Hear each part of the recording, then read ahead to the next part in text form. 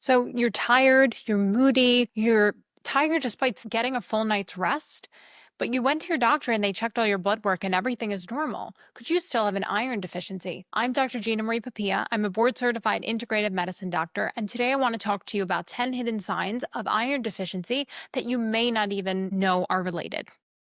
So let's dig in. Do me a favor, keep track and let me know in the comments which ones sound familiar. So number one is going to be that fatigue that doesn't get better with sleep. So that's going to be you slept the whole night, you wake up in the morning, you still feel tired. It's also that have your whole day, you have coffee in the morning, and then 2 or 3 o'clock, you just crash and you're exhausted. And it can be that feeling like you lay down at like 2 or 3 o'clock, you're like, I'm just going to close my eyes for a second. And all of a sudden you are knocked out and sleeping. Number two is going to be shortness of breath with light activity. So that's if you're young and healthy and you don't have any, heart problems or something else or lung problems that would explain why you're short of breath. But walking up a flight of stairs and feeling winded, that's a really common symptom I see in women who are iron deficient. And it can also impact the integrity of your workouts, because if you don't have enough iron and you're feeling winded, your workouts aren't going to be intense or be able to be as intense to really get that aerobic training in. Number three is going to be pale skin. It can be your skin. It could also be in your eyelids. If you've ever been to the doctor and they were looking for anemia, sometimes they'll pull down your eye here and they'll look. Mine looks pretty pale, to be honest. And it should be a nice like pink color. But when you're iron deficient, you can have that look more pale. So that can be a sign of iron deficiency. Number four is going to be brain fog or poor focus. So this is really not specific, but if you are iron deficient, iron is a cofactor in a lot of different reactions that happen in our brain. So if we don't have enough of it, even if we're not anemic, you can still have symptoms of brain fog and not able to think as clearly. Number five, this is probably the biggest telltale sign for me. It's going to be hair loss or hair thinning. And this is especially prominent in women who are menstruating or are postpartum, because women who are menstruating or postpartum have lost a lot of blood or continue to lose blood. It's the only way you lose iron really is through bleeding. So I see this in a lot of women, and you can not be anemic. Your iron levels, when they check them, if they don't check your storage, could look like it's normal, but you can still be experiencing hair loss from having that low ferritin or storage of iron. But we're going to talk about the specific levels that you want to talk to your doctor about checking. Number six is going to be cold hands and feet. This is like really warm outside, but you feel cold. You just feel constantly cold and nothing really helps. That can be signs of an iron deficiency. Number seven is going to be frequent headaches or dizziness. So another spoiler alert, this is something I realized in myself. I'm always low in iron. It was really hard for me to find an iron that didn't bother my stomach, that I was able to tolerate, that actually worked. And once I did, I slowly noticed that the migraines I was getting pretty frequently all went away. And this only really clicked for me once I started doing research to better understand iron, to understand that there was a connection there. Number eight is going to be restless legs at night. You just need to move your legs in the middle of the night. You feel like you can't stay still. And this is a sign of iron deficiency, can be a sign of low ferritin. Number nine is going to be craving weird things like ice, dirt, or even like clay. So this is a weird one. It's called pica. It's actually a medical diagnosis.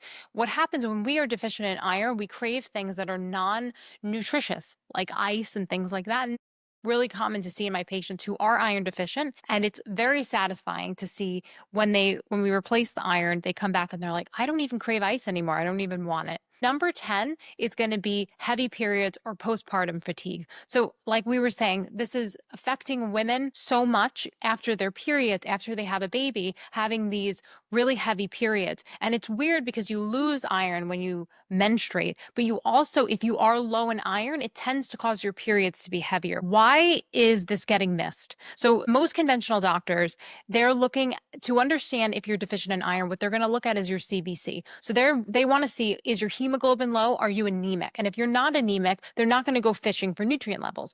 But I, from a functional medicine, integrative medicine lens, look at this the opposite way. I look at if your iron level is just enough for you to maintain a normal hemoglobin, we're not going to see anything on the CBC. But if that iron level over time continues to go down and down and down, you can experience symptoms without actually seeing your hemoglobin be affected. So that's why I'll check nutrient levels in all of my patients. And it's important to also look at ferritin or storage of iron, in addition to looking at the actual iron markers, because that marker being low can actually cause symptoms too.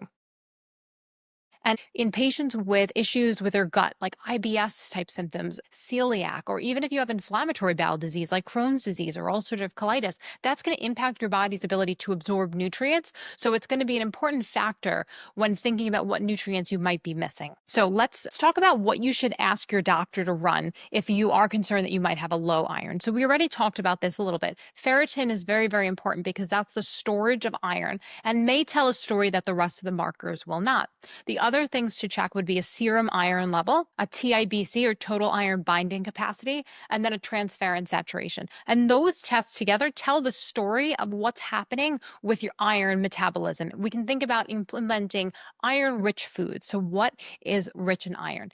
Fortunately for our vegetarian and vegan friends, the most rich source of iron is going to be heme iron found in meat, like grass-fed beef, even organ meats like liver have really, really high levels of iron. You can also get them from plants, but they don't absorb as well. And you can think about things like lentils and pumpkin seeds and even dark leafy green vegetables.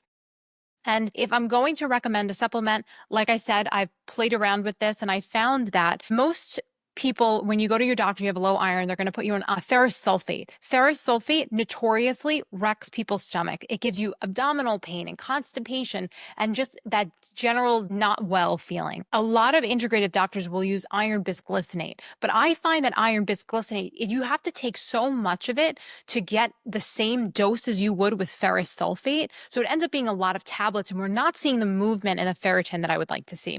So I found if you get an iron complex, a chelated iron complex, I'm getting better results, no stomach issues, well tolerated, not really seeing constipation. And then I'm also seeing that ferritin level very impressively go up. And if you want to really pack a punch when you're taking iron, if you combine it with vitamin C, that's a little hack that helps your body absorb the iron better.